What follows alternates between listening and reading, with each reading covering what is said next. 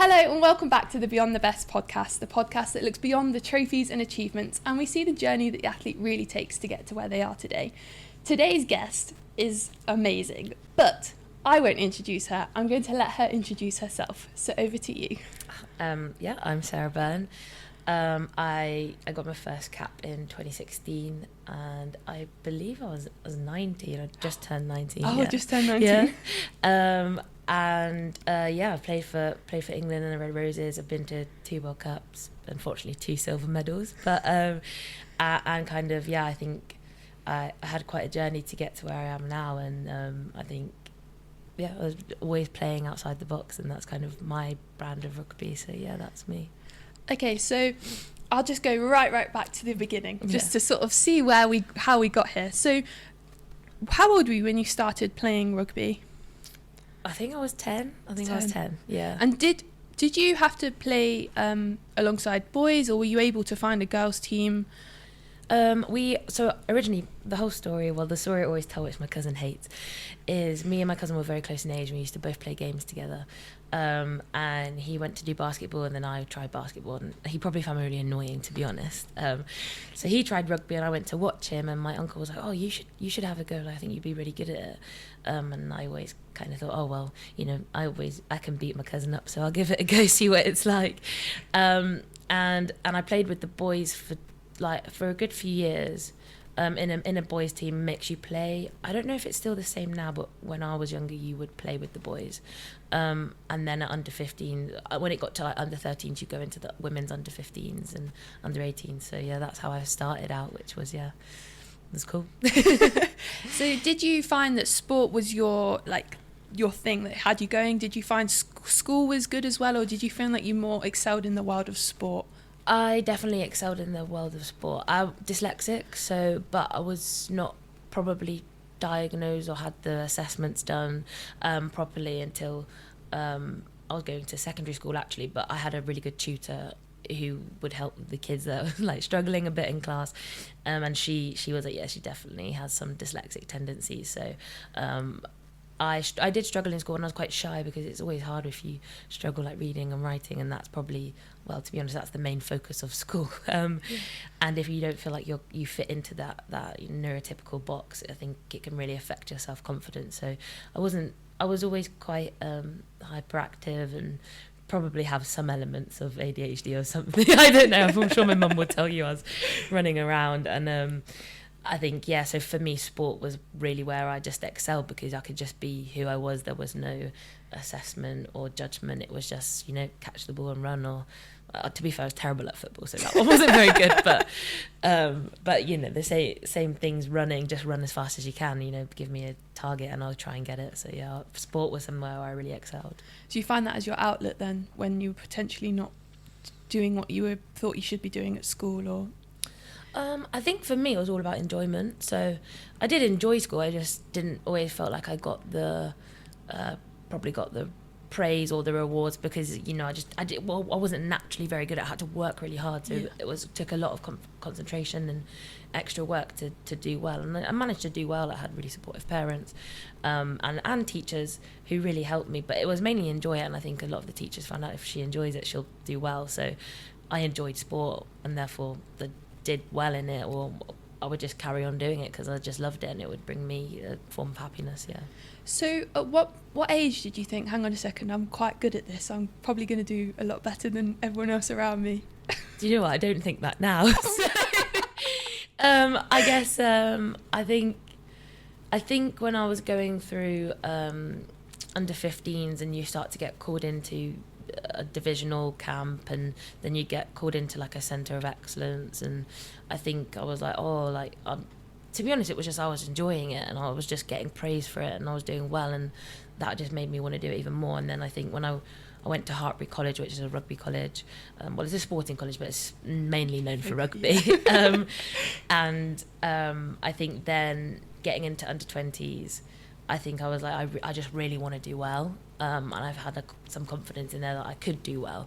Not that I was better, but I just felt like I would work as hard as I could to be one of the best or be the best. But I don't think I've ever sat down and gone, I think I'm better. I just don't even think that now. I think the same thing for me has always been wanting to be the best and striving to kind of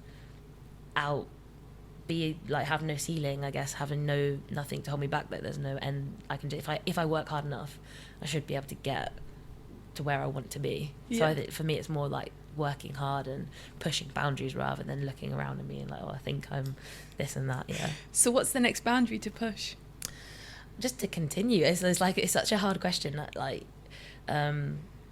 I think to continue, I think a prop has never been nominated for a World Player of the Year. Sorry, a prop has been nominated, but they've never won a World Player of the Year.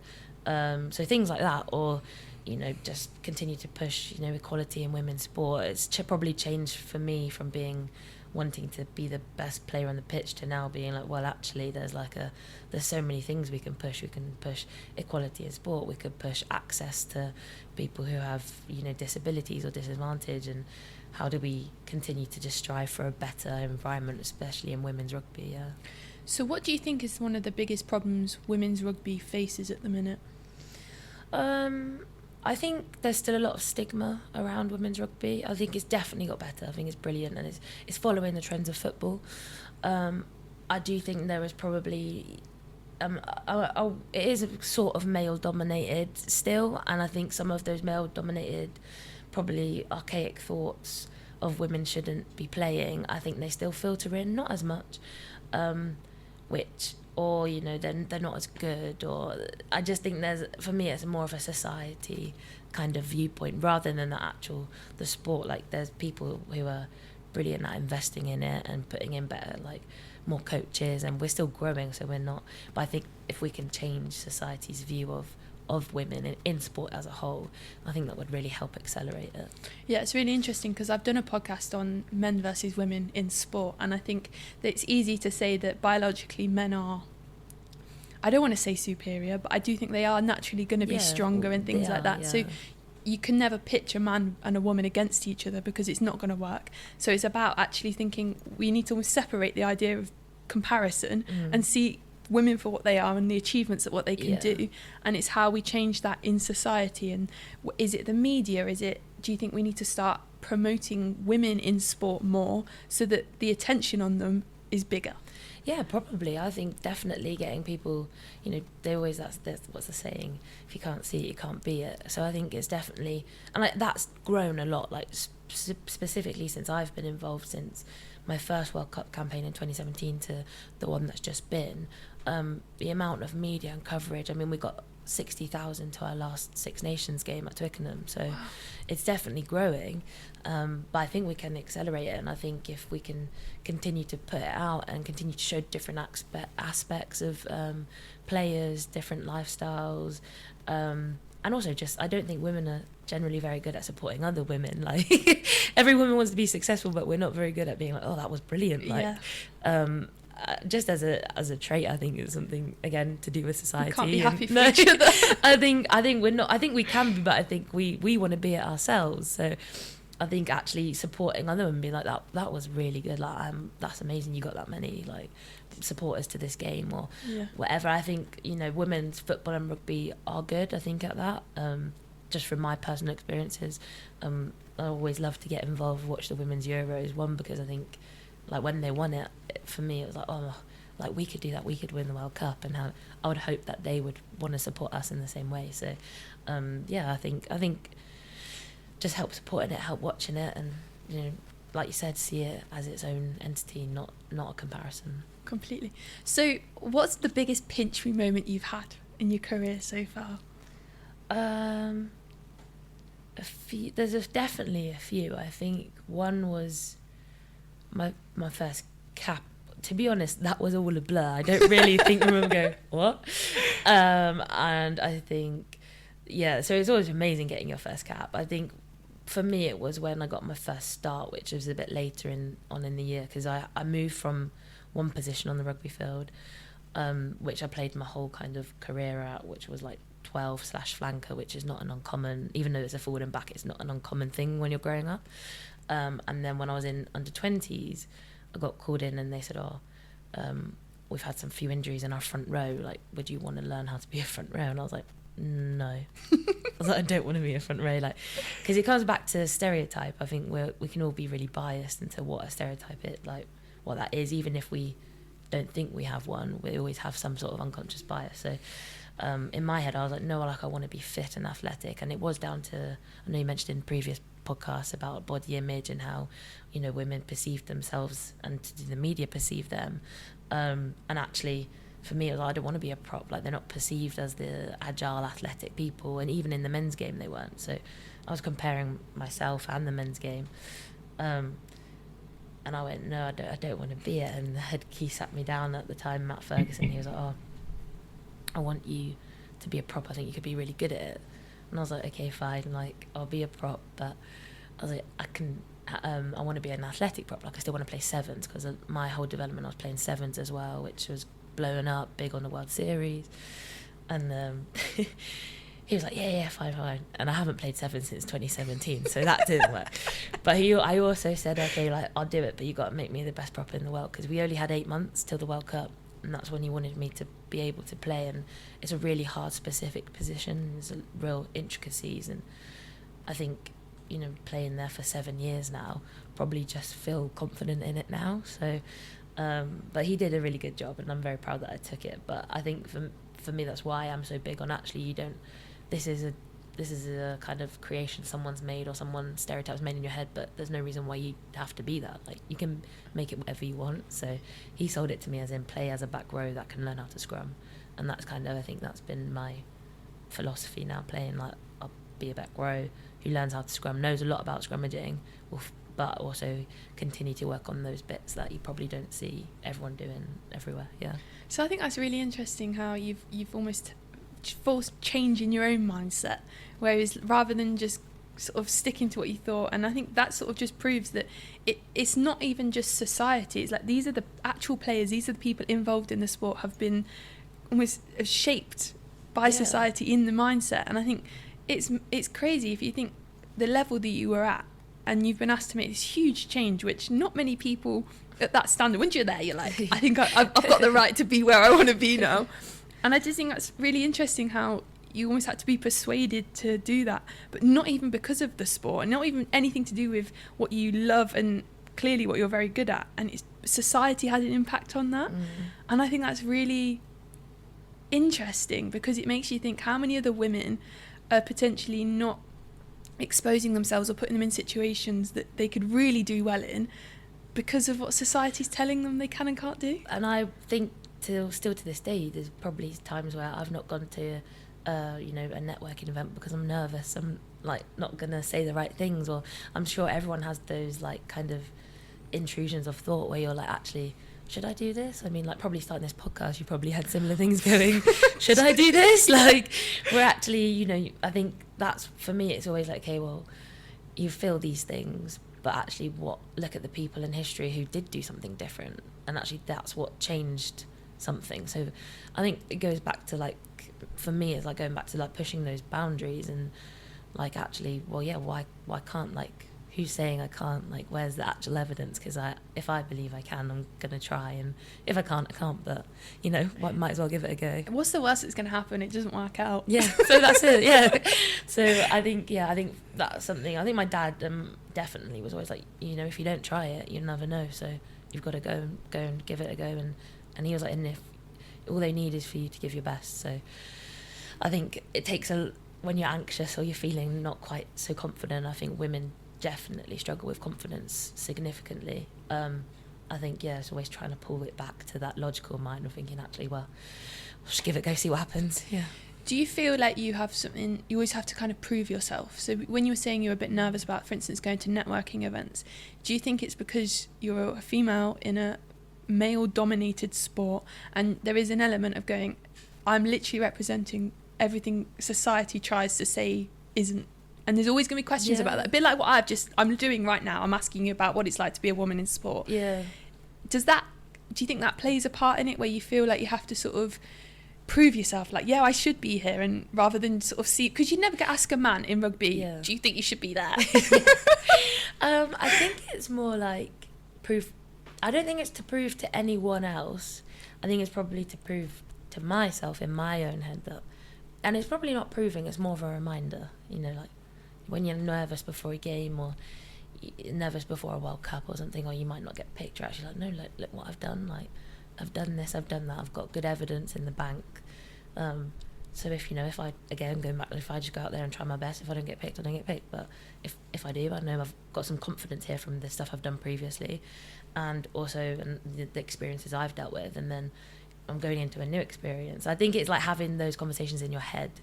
I would say I am shy, but I wouldn't come across shy. So I think we're afraid. I don't want to be shy, so I again project that I'm not shy.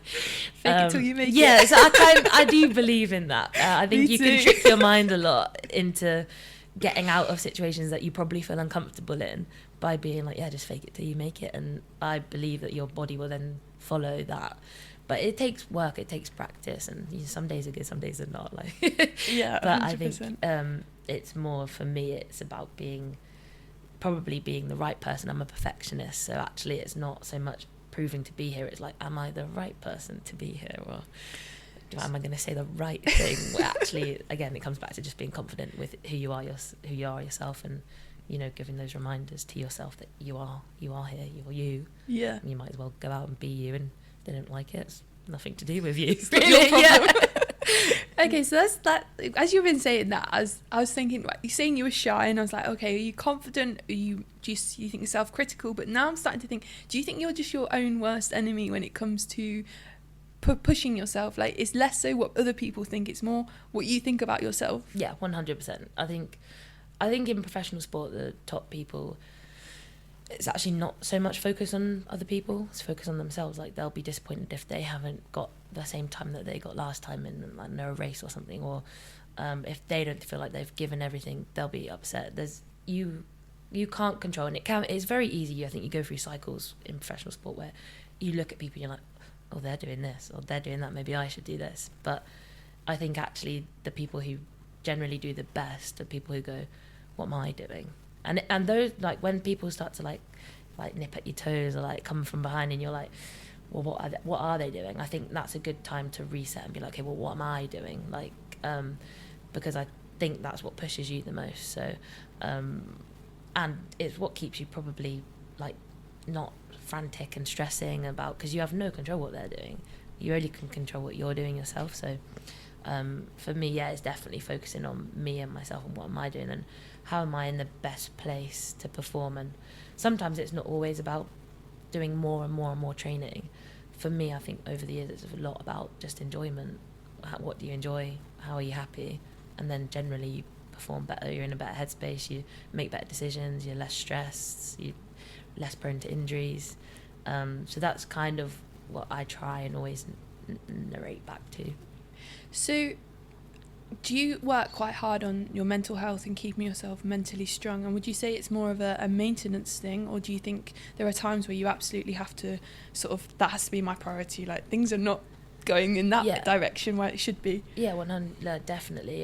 Done loads of work over my mental health and actually just performance-based stuff, how to keep yourself on track and in the moment. And I've always found it a super strength. I think you could be in a room with people who have exactly the same fitness scores, exactly the same strength scores, but the person who has the mind for it will probably be the winner, and they probably don't care what any of you are doing. And I think it's how do you get your mind into the best place for that exact moment. And I think you might not always have the answers, but if you have practice, it's the same thing. If you practice a sport and you put yourself in those scenarios, you'll probably have a better understanding of what to do when you're in those scenarios, or if they come up again, or if you actually had a negative reaction to a certain scenario, reflecting upon that, working it through and be like, well, actually, what would I do next time? It is really hard, and I would never say, oh yeah, like this is brilliant, got it. I think every single time, like, you're always working on your mind as well as you're working on your body. Well, I always think, like, your brain is a muscle, and you go to the gym and you do your squats and your reps and you do all the program that's been set for you, so you build your muscles and you become stronger, but the brain is just worked out a different way. And I've always thought it was very, like, it's weird for me that we don't put as much focus on exercising the brain and working it and understanding it the way that we do the muscles, because it's all the same. Yeah. But it's just because it's seen in a different way. It's a bit like, well, why do we not put as much focus on it? I think a lot of it is actually just self-reflection. I don't think there's any one way someone can sit down and say, this is how to be calm in this instance, this is how to not be nervous. I actually think a lot of the time it's actually just work to getting to know yourself. And it's really hard to be honest and open with yourself and be like, that was some bad behaviour there. Like, that probably wasn't my best decision, so I need to, am I happy right now? It comes back to what headspace am I in? Like, if you're having some bad games, you're having repeat bad games, or you don't feel like you're doing as well as you could be, but you can't figure out why. I'm like, right, well, how do I actually feel? Am I tight? Am I anxious? Am I anxious because I don't feel like I'm performing? But am I actually performing okay? Do I need to, what do I need to do to make sure I don't feel anxious and I'm just in the moment? And I think that's a massive thing, and I agree, like, it's definitely not worked on. And I think when it is worked on, it's kind of put in a way as in, this is right and this is wrong, or can be put in that way. This is how you deal with pressure, or this is how you deal with anxiety, but how I deal with it might be totally different to how you deal with it. So exactly, me saying how I deal with it might help you, but at the same time, unless you sit down and do it yourself, you're never going to know. Yeah.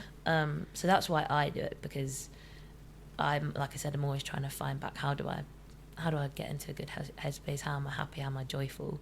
And that's generally when I'm my best version of myself. So yeah. Yeah, so it sounds quite interesting. It sounds like you've been quite proactive about it and understand it. Like you're the impression I'm getting is, as long as you're enjoying it, you're good. You're happy. Like if I'm not, that's when I need to start. But I feel like sometimes people only really look at mental health when something really bad has happened, and they literally can't blame their performance. Like, their body was at the best and all of that. It doesn't sound like that happened to you. Or would you say there was a point in time where you thought, hang on a second, I think it's my head that might be the one that's stopping me now? I would say probably the last World Cup. Not that I didn't perform well, but I don't think I felt as good within myself and within my body, which I was doing the same training, I was doing it, so I couldn't really figure out why it wasn't. And it wasn't until probably this summer, like a whole year after, I was like, I don't think I was in the best frame of mind then. But you don't know. Hindsight's a wonderful thing. Yeah, I think you don't know. You're in a really high pressure environment. I had an injury prior to that I was getting rushed back for, so I didn't really have a rest period that year before. Then it got pushed back, so then you're in like another pre-season block for the World Cup. So because of the 2 extra years and the whole COVID, I just felt like I hadn't had any rest. But it wasn't until afterwards where I was like, I need a rest. Exhausted. My body actually was showing signs more than my mind. So in my mind, so that's what I'm saying. Like, if your mind's in it, you can keep going. But you got to make sure that your body and your mind are on the similar page. Otherwise, your body's going to start being like, hang on a minute, there's something not quite right here. Can we just slow down a bit? Yeah. So I was getting really sore joints. I was just like a few things, and I was like, I don't think this is normal, but I don't know why. Like, nothing to panic. Yeah. So I kind of sat down, and I was like, I sat down with the physio, and I was like, yeah, I don't think I'm in the best place I could be. And we sat down, and I think, and to be fair, when I first came into the scene and kind of accelerated into being, there was loads of injuries, I accelerated into being this starting prop. Everyone was this young starting prop, and I did quite well at the time, like just purely focusing on that moment. And I got nominated for a few awards. I got nominated for World Player of the Year. So I was a bit like, whoa. And then I had a big injury. I had a few seasons of injuries back to back, and I found that really difficult to live up to this expectation that I kind of got thrown in at, and then to be back from an injury and then meet that again by the media and by everything. I found at the time, again, this is all upon reflection, is like I found that a hard place. So that's when I really started to look into psychology and around it, and mainly focusing on me, not what other people are thinking. And then I, like, you go through it, you sit down, you go, oh, I'm fixed. And then you go, well, so now I just don't think you ever are fixed. I just think it's something you should just constantly work on, because it's the same thing as your body. Like, you're going to be tired from the gym, your brain's going to be tired, so you're going to respond slightly differently. You haven't stretched as much today. Well, I think it's just a constant thing that you just, as a professional rugby player, and to be honest, as a general person in life, life's hard, so there's so many things that you probably just need to sit down and just reflect upon, and I think it would make a lot of people feel happier within themselves. Yeah, it's almost a bit like if you're at work, you have your annual appraisal and stuff like that. It's like, why do we not appraise ourselves and sit down going, should I have handled that better? Could I have been better in that situation? And why did I act in that way? And I think that's a really positive thing that seems to be a thing we are starting to do more of. Yeah, definitely. Perhaps more with women, which is probably it's good that we are at the forefront of something. But I think it'd be really interesting to see the men sort of have that sort of freeness to talk about it. I still think there's a bit of a stigma around that for men. Yeah, I think for men definitely that emotion side is still a stigma for men. Like there's a stigma for women too emotional. I think for me, a lot of the time, my experiences of mental health is actually, if you don't deal with those emotions, it comes out in different ways. You don't deal with them. So I think actually, and sometimes being dyslexic and being not fully like neurotypical, being neurodivergent, when you're younger, you get frustrated, it comes out as anger, and people be like, oh, you're angry, or you're a little bit like, not, I was never naughty, but as in, oh, you didn't quite know if I would get upset or throw a tantrum like when I was littler.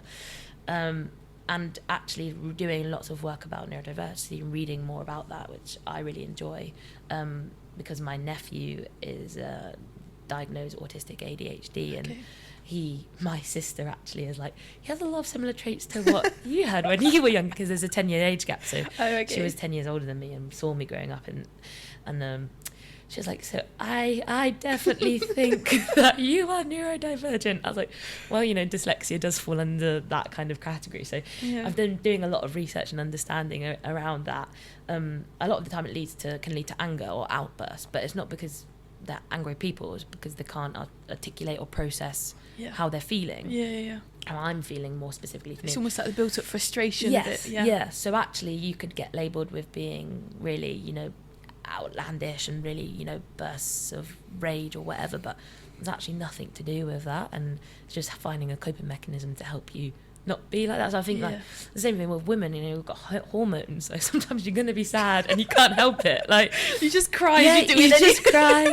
Or sometimes you're gonna be really sore. Like there's so much research coming out now about like your hormone cycle and how that affects your ability to recover and what food you can eat. You can get really down to the nitty gritty, but I think that's why women can get labelled with being over emotional or different times of the month. And I think with men it comes back to back where like men were the leaders, they weren't allowed to have emotion, or they were in the army, or they had really strict parents, whatever that is. I think that still lingers about, as in you don't but actually I think it's more important actually that you do reflect. I think that's the dangerous bit, is if you are brought up in an environment where you weren't allowed to have emotion, or you were told off or suppressed, or it was seen as a negative thing.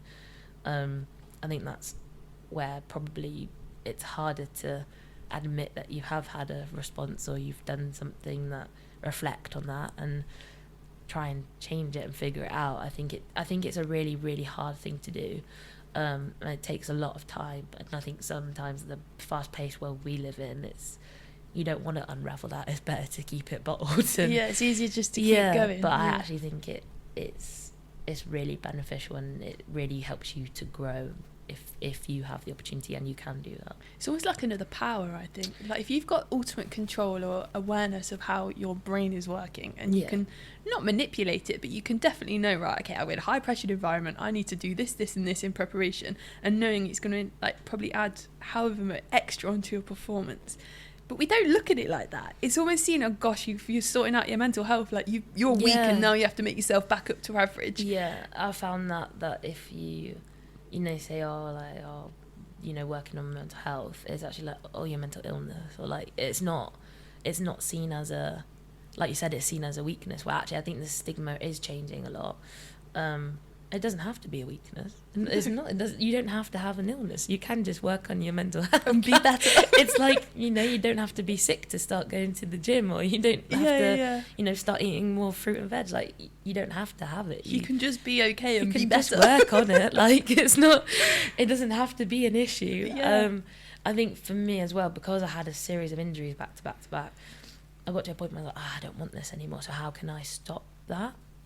So I think that for me, I was like, well, if I'm stressed and I was going through a difficult time with my family life, so I was like, if I'm stressed, I'm going to keep getting hurt.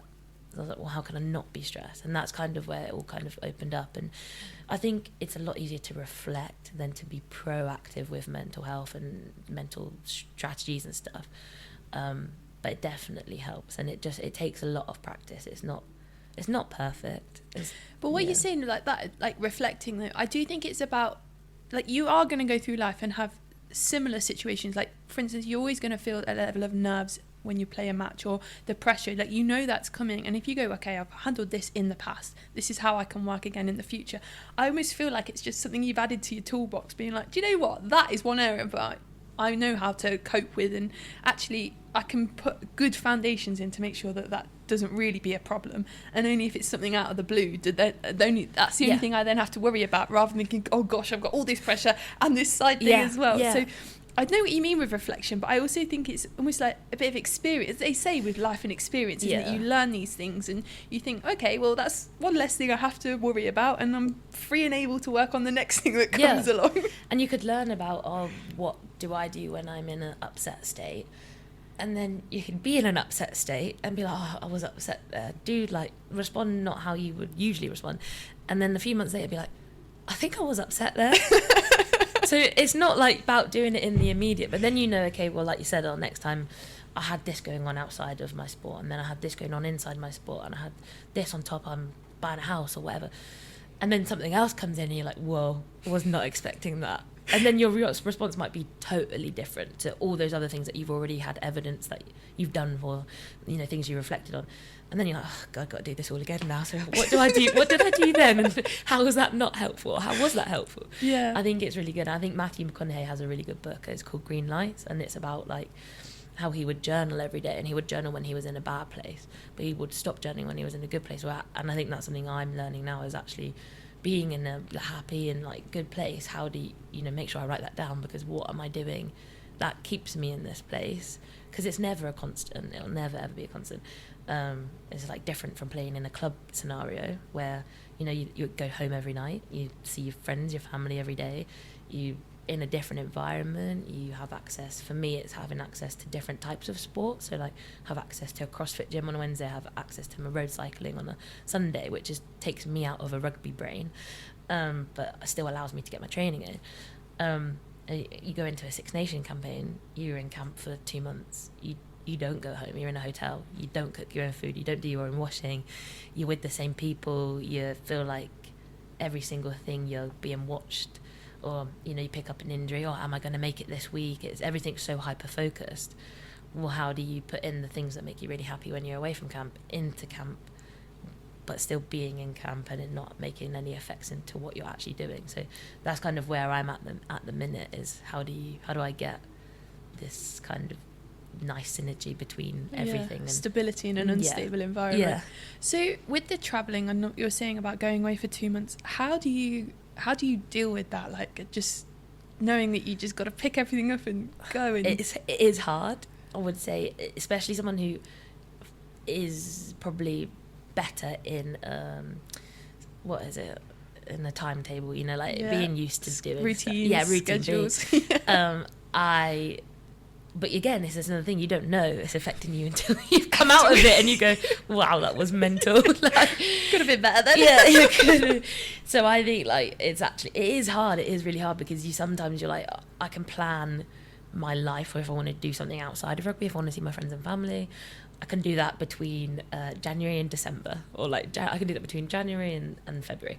When I'm in March to April, I can't see any of you, and I'm probably not going to speak to you because I'm going to be really busy.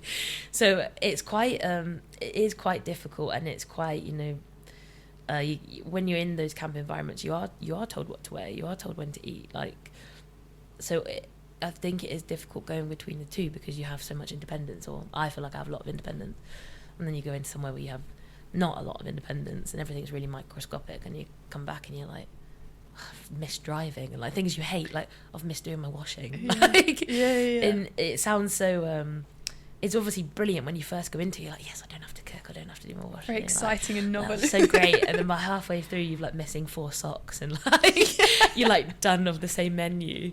It's nice to get out. So always super grateful that we have people in to do that, and we're allowed to go into camp for that long. There's nations that don't get that, so we are grateful for it. But I think on a personal mental health for sure.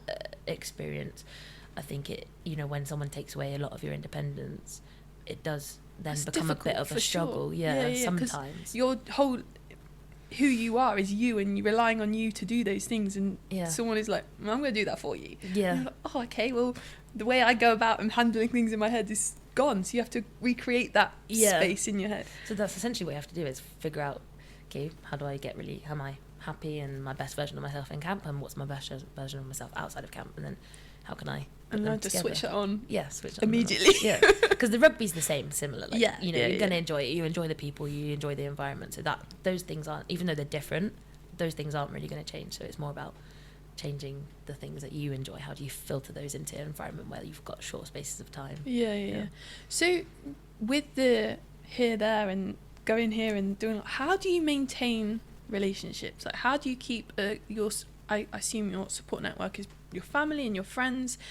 Like, how do you keep that when, like you said, you could be going away for 2 months and barely be able to speak to them or see them, and then come back, and then almost, I guess in a way they have to sort of mould around you a little bit, don't they? Yeah, I think it can be difficult. I'm really lucky that I've been in an environment in the rugby where all my friends now, a lot of them play for England, and a lot of them play in the Premiership, or so they understand it. They're not like, you don't want to see me anymore, you've not spoken to me for 6 months or however long, I don't like you. Like, it's not really like that. It's more like every now and again when I can, I'm in this area, do you want to go meet for a coffee? And they're like, yeah, I'd love to. Or for example, one of my best friends plays in the Premiership. I rarely speak to her. Like, I am terrible on my phone. I'm not.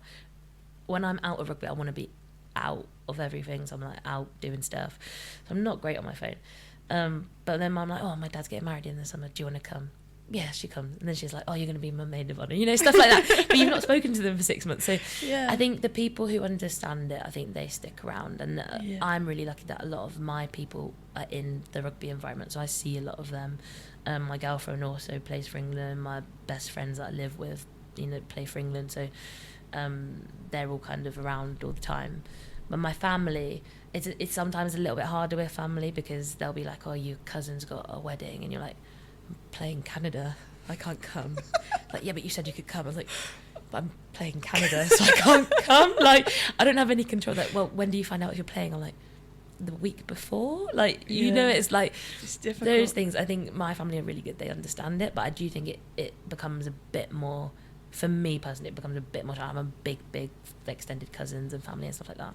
So a lot of the time it can probably be seen as, how's Sarah doing? How come she doesn't want to see us much anymore? But I do want to see them, and I think they appreciate it. My sisters as well.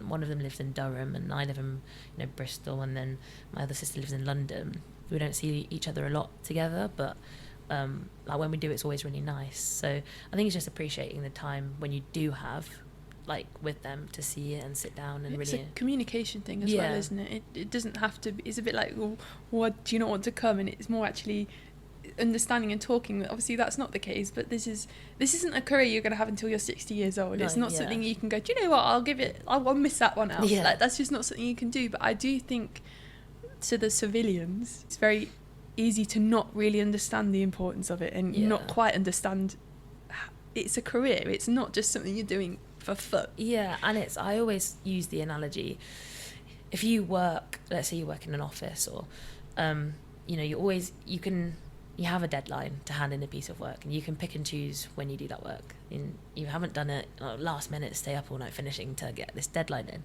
You can't do that in sport. You're your piece of work, you're the document. So, and everything is a little bit harder. So if you have a body composition goal, or if you have a strength goal, or even a playing goal, it requires a long time and a lot of practice to get to those. You can't just do it overnight they can't be like, we want you to be 70 kilos and you're 90 kilos, and you go, whoops, like, I've got to be 70 kilos tomorrow. It just doesn't work like shave that. a bit of you can't be like, I'll cut my hair. It doesn't work like that. So I think with family, it's getting them to like understand, like travel, for example, like if you have to travel really far to see them, travel really impacts recovery, and it's not always the best thing, especially like, oh, but you only trained 2 hours today, can you come and see me after? Well, no, you live 3 hours away. Like sometimes you can, and like you do make an effort when you can, but it's just about communicating those times when you can and those times where it's probably going to be a bit more difficult and you're not going to see so much of me. But it doesn't mean I care about you any less, or I don't love you. It just means like I can't do it, and I hope you can appreciate and understand that. So your support network, like your day-to-day, like do you feel like you use them as support network, or do you think you're pretty well established and you can sort of go to them as and when you need, or do you think there's a pivot, like there's really important people in your life that without them you probably wouldn't be doing as well as you are? There's definitely like my girlfriend Mackenzie, she is definitely pivotal. Like, your partner always is someone who is there for you and wants to support you, so definitely I lean on her a lot. And my sister is really what I love. My family, but one of my sisters is very empathetic, and so is my other sister. I don't want to get told off here. She's also lovely, but some people understand you that bit more. You can have a communication without fully communicating it. You understand it, don't you? And I feel like she is just always there for me, no matter. I could ring her now and say I'm here, can you come, and she'd be like, oh, I just got to figure out the kids, like. So I think but to be fair, both my sisters are really big support networks for me, but one of them I speak to like quite frequently, and I really Finley, who has ADHD, for me he's like a real special, like I'm his special person. So like a lot of time with autism they get nervous around people, but he's really calm and he just comes and sits and hugs me, which means he like really really loves you. So if they can be calm, like if Finley with ADHD can be calm, it means that he loves you. So he loves everyone else, but it's just like they're your people. I don't know how to describe it, but so I spend a lot more time with him because he sometimes cries in the night. He'll like wake up anxious in the night. He'll be like, I just really miss Sarah.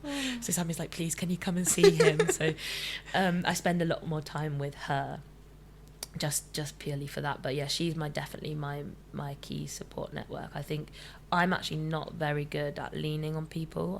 I've just never been, because my sisters are so much older than me, 10, 11 years, I've always kind of felt, although I had siblings, I was like a only child.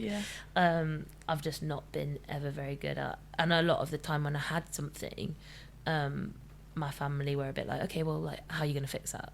Like, it worked. Okay. So although they're very supportive, they also told me to be independent. When now I'm by yourself. I find it hard now to actually lean and ask people for help. But and definitely some of my friends, I've got some brilliant friends in women's rugby. I've got the people I live with. I've got some of the girls that play for Gloucester who, you would look at and be like, oh, that's a rival team. But they're like some of my best friends. And like I said, some other friends that live in London who play for other teams or have played for other teams.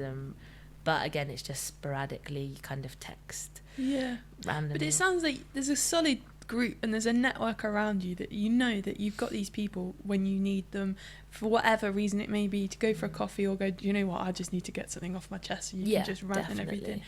Do you think you'd be able to do what you do now if you didn't have that?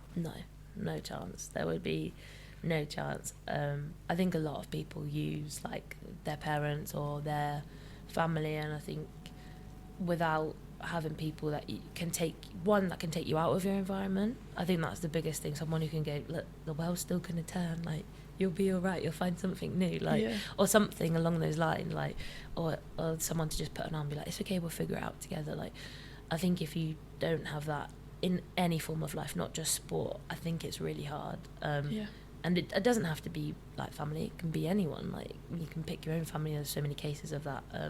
Just people that want to support you and you want to support them, I think are vital to having happy and good life. It's a bit like what you're saying, like your main goal for you is to enjoy your sport, and actually the people around you, you need to want their main goal for your happiness, enjoyment, just for who you are. Like I think sometimes sport can be a bit of a bubble, and the world can seem like all it is sport. And sometimes it's an injury, sometimes it's a life event that you just takes you, and then you're like, hang on a second, like sport isn't everything here. But it's those people that are still there when sport potentially isn't as big in your brain at that moment, that you're like, oh, okay, actually, like these are my people. Like they care about me. Of me, not necessarily just because of what I do. Yeah, definitely. And I think it's hard because a lot of my friends are in rugby. I think when you've played for a long time and you've grown up in that environment, you do have a lot of friends there. And like a lot of my friends that went to Hartbury College with me also now play for England. So you kind of have, you know, your friends from school and now also your colleagues, which I think is a really unique environment to be in. I don't think there's a lot of other places where you'd be like, oh my, I now work with every day and like stay with for big chunks of the year people that I grew up with when I was 16 years old. I think you really see it every I think so. But so then when you are injured and they're still in that environment and you can't be, that I think is a challenge in itself, because a lot of the time you maybe only have 3 or 4 friends that, you know, that you've kept from school or from previously that aren't involved in that, and they're away playing. Let's say someone's gone to New Zealand to play and you can't go because you're hurt, but all your friends and like your support network's there. I think that's when it becomes a challenge. I think when your support network is, you know, maybe not as accessible as they would be in everyday life, I think that's when it becomes a little bit difficult. Quite lonely. Yeah, and just you already have the fear of missing out. Like you're injured, you've probably got, people always say, oh, you can put your feet up, you're injured, but actually you'd actually do so much more training. 100%. And on top of that, you've got that worry about what happens if I don't come back, or things are going to change. What if everyone else is, I'm never going to meet back to where it was. Like they don't like me anymore. Like, I've missed out on this experience of bonding or whatever, that you never know what might happen. It's I think that's the hardest part. But then I think that's when you go back to the people that, you know, don't care if you're a rugby player or not. Not that your friends in that environment care, but they're doing their job. You've got to let them grow and be.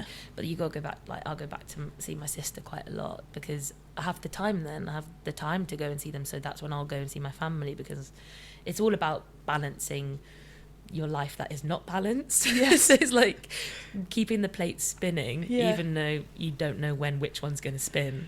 Just got to grow those arms. Okay, well, thank you so much for this. This has been really interesting. My final question really is, I think everyone can always ask the questions, but is there ever anything you wish people would ask about you that doesn't really get any focus on? Do you ever come out of something going, do you not care about this? Like, this is a big part of my life that no one knows about and I wish they would. I think a lot of I've grown up in rugby for a long time, so actually rugby was always my point. But I guess like what do you enjoy like outside of rugby, I guess, or what do you like? What's your passion, or was there anything you used to do that you can't do now? Because I think when you're a professional athlete, there's so many things you can't do that you probably were allowed to do or you wouldn't care about. So I think it's hard to be like, oh, what are your passions? Or what your hobbies, because a lot of time you don't have a lot of time for hobbies, but actually what did you enjoy, what did you used to enjoy, what do you enjoy now, what are your passions about? Like if you could have just questions that really, you know, separate the rugby from the person, but what without being really direct, like what's your hobby? Because I find that question, like what's your favourite film? Like I don't know, I love films. Like okay, so what do you miss about your life? My life, I miss skiing. I love skiing, and I actually also miss just going away, like the ability to just I guess for me it's about exploring, like to have like go to new places. Like we live in such a massive world and we're only here once, so I'd love to experience as much as I can. So for me it's about, although I get brilliant experiences with rugby and get to travel, I miss being able to be like, oh, should we just go here this weekend, or should we just, you know, go skiing, or shall I just do something like really spontaneous? I think it's more the spontaneity than the actual doing it. So do you reckon once the rugby is finished that that's what you're going to be doing, just going off and exploring and getting the spontaneity back? Yeah, definitely. I think I'm so torn. I was either going away and learning how to be a ski instructor if my body allows it, or I'm going to try and, you know, be really ambitious and strive in a different area of probably business or something like that. If I can do the two, then that would be brilliant. But have your own ski instructor company. Yeah, that would be it. Own skiing company. I think for me, I'll still have that hunger to be ambitious. So I might go away and be spontaneous for a bit, but I don't think I'll be fully fulfilled. I'll probably need to find something that I can really, you know, sink my teeth into. Yeah, be active. I feel like you're going to have to keep yourself moving. Yeah. Well, thank you so much for coming onto this podcast. I found it really, really interesting, and I hope you've enjoyed it I really as well. loved it. Thank you very much. So thank you for listening. You can find me on Spotify, YouTube, and follow me on Instagram to keep up to date with the latest guests and new releases. Thank you so much for listening, and I'll speak to you very soon.